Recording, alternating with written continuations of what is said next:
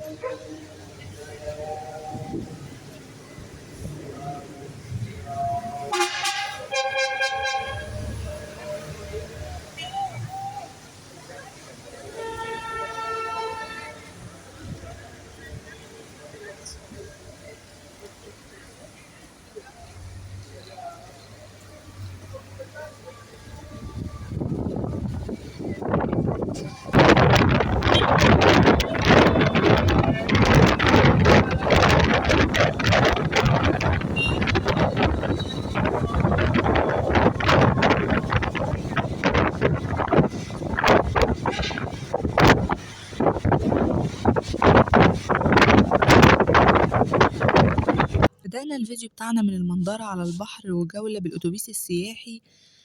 المغرب كان بيأذن فاستنيته يخلص وبعدين نبدأ الفيديو بتاعنا. زي ما احنا شايفين كده منظر السما، الله ما شاء الله لا قوة إلا بالله، تحفة يعني أكثر من رائع. ما تخيلش إن انتوا بتشوفوا المناظر دي كده، لأن هي ما بتحصلش كل وقت يعني. في ساعات معينة أو في أيام معينة بيكون المنظر مختلف كده، والسحاب عامل شكل مختلف، كل مرة بتبقى غير التانية يعني. كده بقى وصلنا العصافرة، وزي ما احنا شايفين الطريق لسه بيتعمل فيه الإصلاحات والتجديدات والحاجات، إن شاء الله هتبقى اسكندرية في حتة تانية، وهتبقى يعني هتتغير 180 درجة، كل حاجة وكل مكان شغالين فيه فعلا يعني على قدم وساق، الله ينور. وكل حاجة يعني ما شاء الله بتتهندم وبتبقى شكلها يعني حاجة تانية.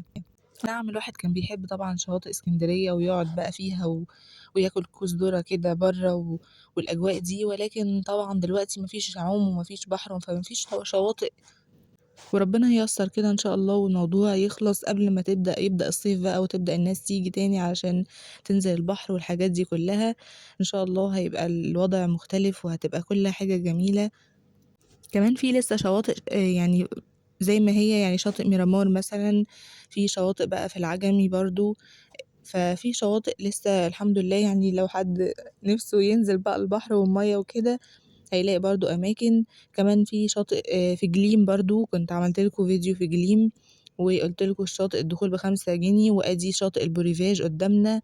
يعني شواطئ برضه للي حابب ينزل، الدنيا مش فاضية خالص.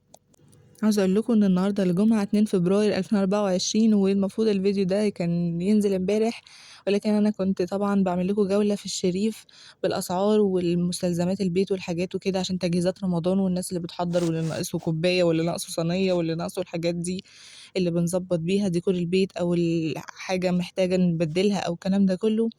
فطبعًا ما لحقتش أنزّله لكم. عاوزة أورّيكم الأجواء، مش قادرة أوصف لكم، يعني أنا ما كنتش ناوية على الموضوع ده بصراحة، ولكن عملته على الرغم من الأمطار. زي ما إحنا شايفين الأرض غرقانة والسحب كتيرة وما شاء الله في مطر كمان خفيف نازل، فعشان كده مش واضح في الكاميرا. أنا كنت في حالي يا عيني لا بيّا ولا عليّا وباشتري حاجات من الشريف وباصور لكم وكل حاجة تمام. وبعدين لقيت الناس، الله، في نزول غريب كده في الشوارع وفي حاجات، ومش هاممهم لا مطر ولا بتاع يعني. مش مش عارفة يوم الجمعة بيحبوا ينزلوا فيه إيه وكده الأجواء بتاعته. فقُلت بقى طَب اشمعنى أنا يعني أقعد في البيت أعمل إيه؟ طَب ما أنزل أغيّر جو، ما خلاص جِبت الطلبات وكل حاجة تمام، أنزل بقى أغيّر جو أرفّه عن نفسيتي شوية. نزلت بقى والحمد لله إن أنا ما ضيّعتش اليوم، وفعلًا أخدت الجولة التحفة دي. ده كوبري 45 وأدي الناس قاعدين في الشواطئ تحت أهو، وأجواء بقى اسكندرية في الشتا غير يا جماعة والله، يعني اسكندرية في الشتا حاجة تانية، وأجواء تحفة وشايفين السحاب. أنا طبعًا قافلة لكم الصوت بتاع الفيديو الأساسي بسبب إن الدنيا كانت رياح شديدة يعني قوية جدًا، بتزق إيدي أصلًا بالموبايل اللي هو مش عارفة أعمل حاجة، فما كنتوش هتسمعوا أي حاجة الحمد لله غير صوت هوا كده. فاللي هو لأ نقفل الصوت أحسن طالما الوضع هيكون كده طبعًا عشان ما تتزعجوش، وزي ما إحنا شايفين بقى الحنطور والحلبسة كانت النهارده ريحتها طالعة بطريقة مش قادرة أقول لكم برضه، يعني الناس قاعدين أهو ما شاء الله لا قوة إلا بالله، والدنيا جميلة وعادي مطر شوية مطر ينزلوا ما فيش مشكلة، ناخد شوية مطرة والدنيا تشتي علينا ما فيش مشاكل، ندفّوا نفسنا بكوباية بتاع ده الحلبسة أو حمص الشام. كوز ذرة كده والّا بطاطاية على الفحم، يا سلام بقى! يعني ما كنتش عارفة أمد إيدي للراجل. ناس تانية ماشيين بترمس، ناس تانية ماشيين بلِب وسوداني والمقرمشات دي. كمان بقى الأوتوبيس كان عامل يعني دوشة فظيعة، فظيعة. كان في صوت الأغاني وحاجات من دي بقى صخب جامد جدًا، ما ينفعش كنت أطلّعه لإن هو يعني عالي جدًا كده يعني. الواحد مهما يركب الأتوبيس ده ما اعرفش ليه يرجع يركبه تاني وما بيزهقش منه، يعني سبحان الله من الحاجات الغريبة. بصوا بقى الناس ما شاء الله لا قوة إلا بالله بقى شباب وحاجات كتيرة داخلين علشان يركبوا الأتوبيس زي ما احنا شايفين سوا كده. طبعا التذكرة ب20 جنيه وهو بيطلع من المنظرة قدام المنتزه أو فتح الله وبيطلع لحد بحري وبيرجع نفس الخط برضه تاني، يعني بيبقى في موقف أتوبيسات في بحري برضه وبيطلع من بحري وبيوصل لحد المنظرة. الأتوبيس بقى بصراحة ما كانش مخلي، يعني الواحد بدل ما يقعد كده مثلا على البحر ومش بيعمل حاجة، لأ لما بيركب الأتوبيس بيتفرج على البحر كله وعلى طريق الكورنيش وعلى المناظر الطبيعية وعلى الحاجات وعلى الأماكن وبيشوف الدنيا كده شكلها عامل ازاي، وزي ما احنا شايفين المراكب كده هناك. دخلنا بقى بدأنا ندخل على ميامي والحتت التحفة دي، فبيكون أفضل الأتوبيس ناس بقى كبيرة، ناس شباب، ناس اللي هُم مع عيالهم بقى وعيلة مع بعض، يعني كل الناس. ده غير بقى إن بيكون في كمان أجانب اللي جايين يزوروا إسكندرية في الوقت ده، كان في الأتوبيس في الوقت ده شباب من الهند، من باكستان، من الأماكن دي، لإن هُم كانوا بيكلموا اللغة كده دي اللي هو مش فاهمة منهم حاجة، عمالين يقولوا ني هاو، يا هاو، مش عارفة إيه ونمستيه بس بطريقة بسرعة جدًا، اللي هو يعني حتى لو الواحد سمع جُمل هندي أو سمع أي حاجة هندي مش هيكون بالطريقة دي، بيكونوا يعني دايسين على الكلام شوية، غير بقى لمّا بيكون ناس بيتكلموا بقى زي ما إحنا بنتكلم كده لغة، ما بنتكلمش لغة عربية، بنتكلم لغة عامية تقريبًا، فهُم نفس الكلام بيتكلموا بسرعة جدًا، فما حدش فاهم أي حاجة في أي حاجة. يعني أنا باحب اللغات المختلفة وباحب أحاول إن أنا أسمع وإن أنا أترجم وكده، بس الحمد لله ما وفقتش في ولا كلمة الحمد لله. مش بس كده، دول كمان يعني في الآخر كده بعد ما الناس بدأت تنزل بقى لعبوا كورة ومش عارفة قعدوا يلعبوا مع بعض كده ويستمتعوا بالأجواء وبالجو. طبعًا في ناس بتنزل عند محطات معيّنة، ناس بتنزل منشية، ناس بتنزل كده، كل واحد بينزل عند الحتة اللي عاوزها. فلمّا كمّلنا لحد نهاية بحري كان الأوتوبيس فضي والناس كانت كلّها نزلت، فهُم بقى قعدوا يلعبوا كورة في الطرقة بتاعة الأوتوبيس عادي جدًا. كده وصلنا عند بير مسعود، ودي برضه من ضمن التجديدات والحاجات اللي اتعملت ما كانتش موجودة قبل كده، المكان ده برضه اللي عند بير مسعود. الواحد بيفرح أوي لمّا بيشوف ناس من بلاد مختلفة بييجوا هنا علشان يشوفوا إسكندرية ويشوفوا الأجواء ويستمتعوا بالوضع ويفرحوا فعلًا. يعني كل ما أروح مكان بفضل الله بالاقي أجانب وبالاقي ناس مختلفة، يعني اللي بيكونوا مثلًا زي ما شُفنا كده من الهند، هنشوف في آخر الفيديو خالص سايبة لكم الفيديو وهُم بيلعبوا، وآخد لكم كده لفة حلوة في القناة كده هتلاقوا فيديوهات تعجبكم إن شاء الله. يعني أنا مكان بير مسعود ده عملت لكم فيديو برضه عنه، تقريبًا أجزاء كتير جدًا من إسكندرية عملت لكم فيديوهات عنها، خشوا خشوا وخدوا لفة كده في القناة إن شاء الله تلاقوا حاجات حلوة وتنبسطوا وتفرحوا. وبعدين أصلًا المفروض اسمها ادخلوا شوفوا لفة في القناة، يعني مش عارفة إيه اللي أنا باقوله ده، بس معلش الواحد لسه المطر مأثّر على دماغه الحمد لله، وكمية الهوا الرهيبة اللي أخدها كانت قوية وزيادة عن اللزوم، بس الحمد لله كان يوم جميل يعني في النهاية. من أحلى الأوقات فعلًا هو وقت الغروب ده، وقت العصاري والمغربية كده، بيكون وقت قد إيه هادي وقد إيه كده عاوز relaxation وعايز الإنسان كده يطلع ياخد جولة في أي حتة كده في أي مكان، كافيه، مطعم، أي بتنجان، المهم إن هو يستفيد كده وينتعش ويجدد طاقته، لإن طبعًا كلنا دلوقتي كل واحد ربنا عالم بيه والدنيا مبقتش زي الأول وكده، كل الناس مش خلصانة وكل الناس عندها مشاكل وكل الناس بيحصل عندها حاجات، فلازم الإنسان من وقت للتاني يحاول إن هو يغيّر عن نفسيته علشان ما يحصلوش حاجة يعني، إحنا محتاجينه برضه، فلازم إن هو يعمل حاجة لنفسه. وبعدين بأقل القليل، يعني بأقل القليل ممكن الإنسان يستمتع، زي ما إحنا شُفنا قبل كده برضه جولة بالترماي أو بالترام كانت ب1.50 جنيه والواحد غيّر جو وراح من مكان لمكان واستمتع وما دفعش، ممكن الإنسان ينزل يتمشى كده بس في الشوارع ويشوف المحلات اللي فتحت جديد ومنزّلين إيه والأسعار والحاجات ويغيّر جو بأي طريقة ممكنة. يجيب ب3 جنيه لِب، ب5 جنيه لِب ويقزقزهم وهو ماشي، يعني حاجات كتيرة جدًا، شايفين المنظر بقى والبحر والأمواج والحاجات التحفة دي. كده دخلنا عند سيدي بشر، وبرضه لتاني مرّة الراجل بتاع حمص الشام أو الحلبسة ده، يعني ما شاء الله النهارده كانوا واقفين كتير وعاملين بقى عاملين سُخن في الجو ده والروايح بتبقى طالعة علينا. ونحاول بقى نخفف على بعض ونعفو ونسامح لو نقدر لو في مقدرتنا، يعني طبعًا في ناس بتعمل حاجات لا تُغتفر يعني بصراحة، بس لو الناس بقى اللي اتعمل فيها سامحت تبقى ناس عظيمة أوي يعني، وربنا غفور رحيم، ربنا يرحمنا كلنا ويغفر لنا. نصفّي قلوبنا كده ونحاول ما نشيلش في قلبنا حاجة وحشة لحد ولا غِل ولا حقد ولا الحاجات دي كلّها. وبعدين في حديث عن أنس بن مالك رضي الله عنه قال رسول الله صلى الله عليه وسلم: "لا يؤمن أحدكم حتى يحب لأخيه ما يحب لنفسه." يعني المفروض إن إحنا نحاول نقتدي قدر الإمكان ونشوف بقى السنة والكتاب والرسول ونقتدي بيه ونشوف الحاجات الكده دي نحاول نعملها قدر المستطاع يعني.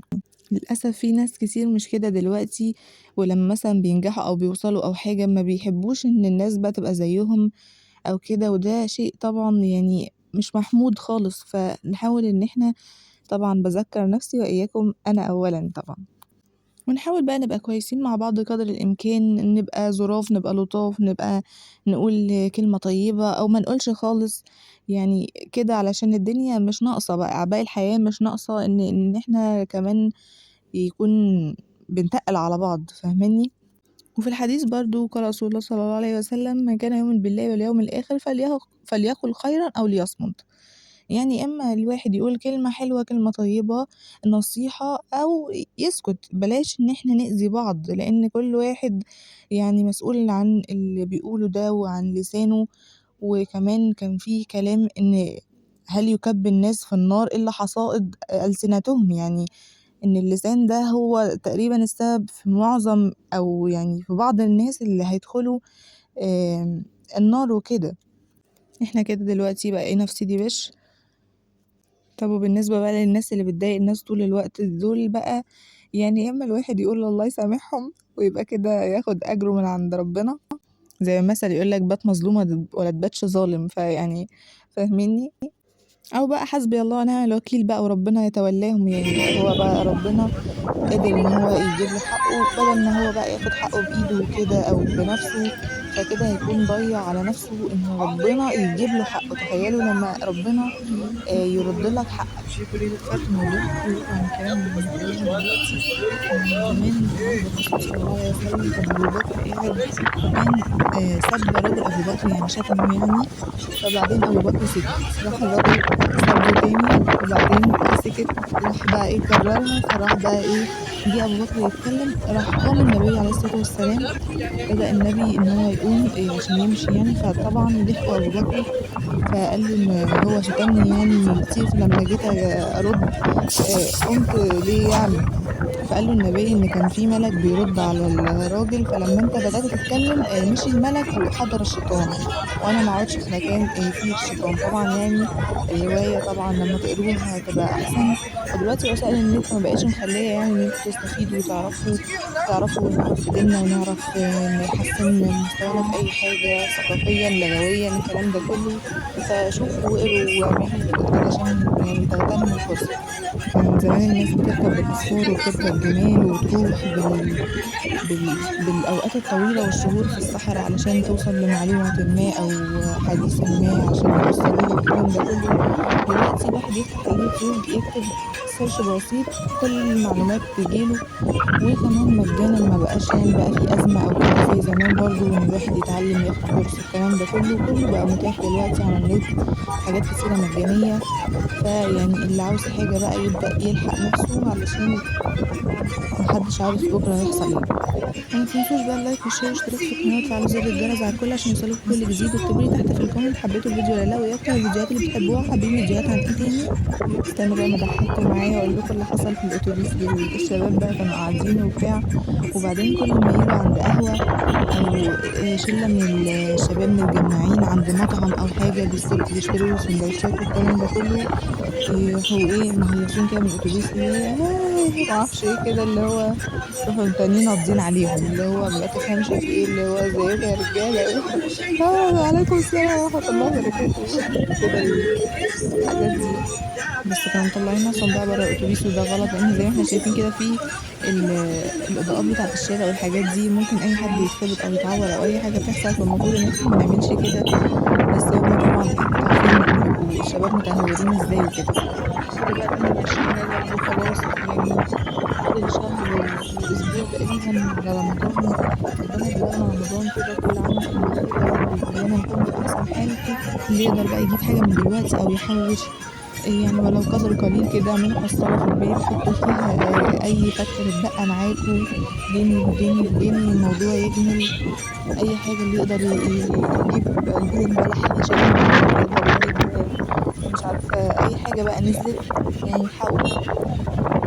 عشان إحنا عارفين كلّنا الأسعار في رمضان بتكون مختلفة خالص عن دلوقتي، أو حتى بقى خزّنوا لكم رز أو زيت أو سكر أو أي حاجة من الحاجات دي برضه، علشان توفّروا أي حاجة من الحاجات اللي في رمضان، لإن طبعًا أنتم عارفين إن رمضان بيتجاب فيه أي حاجة كده بسيطة، شوية بلح على جوز هند على مش عارفة شوية زبيب، نعمل شوية خُشاف كده علشان نتسلّى بيهم بعد الفطار، فابدأوا من دلوقتي بقى وما تستنوش علشان ما تلاقوش كل حاجة جات عليكم مرّة واحدة وتبقى الحاجات تقيلة وكده وتبقوا مش عارفين تعملوا إيه. بس كده بقى لي ربع ساعة حوالي ربع ساعة باتكلّم معاكم وكلت دماغكم وكفاية كده بقى عليكم عشان تستمتعوا بالأجواء والمنظر، بس كده دمتم في رعاية الله وحفظه والسلام عليكم ورحمة الله وبركاته، ما تنسوش مفاتيح الفيديو سايباها لكم للشباب وهُم بيلعبوا، وكمان برضه هاقول لكم لمّا تيجي مثلًا ستانلي والأماكن دي.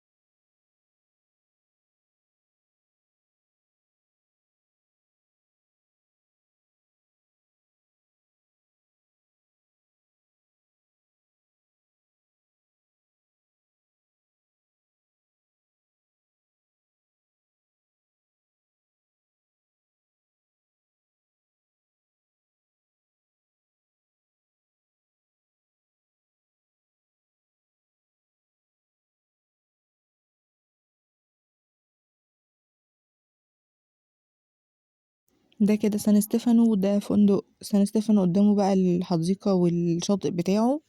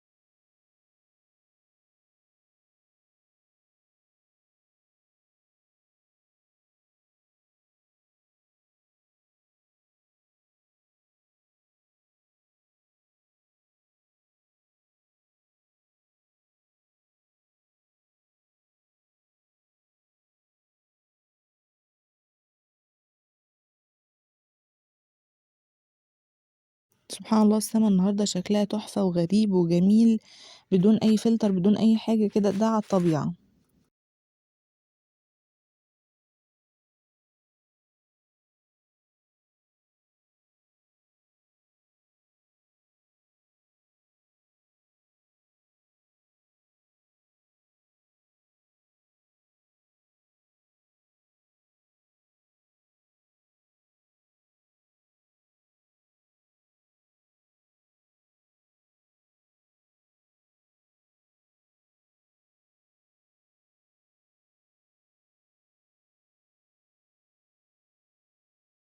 كده بدأنا بقى في جليم وجليم باي وادي جراج العربيات علشان محدش يبقى عنده أزمة إن هو يجي مثلا مكان هيلاقي ركنة بإذن الله، المكان كبير ويستعمل حبايب كتير.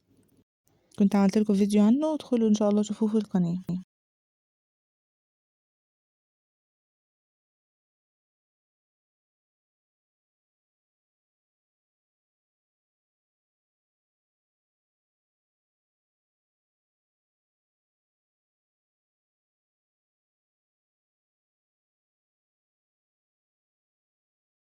كوبري ستانلي بقى بالليل والأنوار والإضاءات، وبصوا السما كده من ورا ساعة مغربية، الدنيا يعني السحاب في حتة لبنية صغننة كده اللي هو بقى تدل إن ده المغرب يعني لسه مأذن.